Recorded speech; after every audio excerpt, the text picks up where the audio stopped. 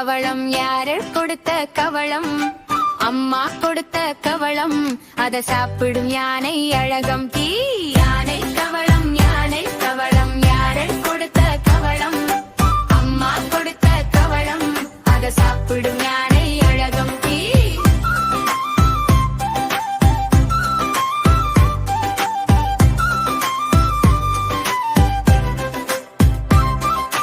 காடு வழியா நடந்து வரும் கம்பீரமான யானை தான். தும்பிக்கையால் தண்ணி தூவும் சின்ன பிள்ளை சிரிக்கும் தான். பெரிய காடும் மாடும் பாரு, பெரிய பாதம் சத்தம் கேளு. மெல்ல மெல்ல நடக்கும் போது மண் கூட குலுங்கும் பாரு.